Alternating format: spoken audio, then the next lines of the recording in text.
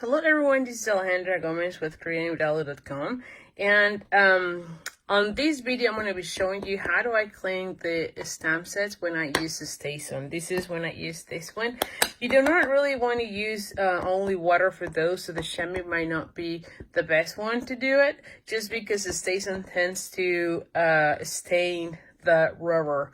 So what you need to be using is the Stazon cleaner, which is also from Stampin' Up, and you also need your scrub from Stampin' Up. So let me just show you real quick the card that we made using this one. So this one, because I use watercoloring for this, I had to use the Stazon, and then obviously now I have a stained stamp image. So what you do is you just squeeze a little bit of these, and we're gonna go ahead and put it on this side. All right, and you can see it kind of goes away. And the same thing with this one. We're just gonna dab a little bit, and then we're gonna go back into our scrubber.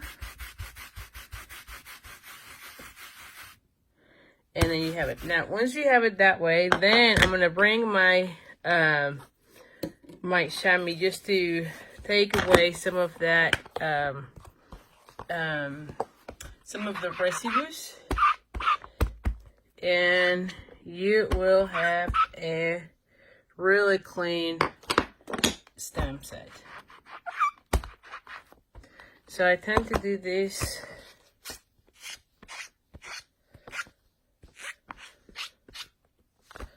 especially for this little one that has a little bit more of details. I tend to go more in detail. And there we have it. A clean image. So anyway, so thank you so much for watching. Hope you find this helpful.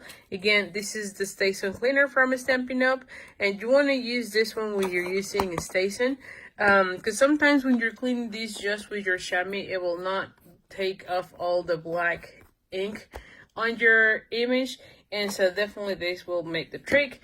Again, remember to use your stamping scrub.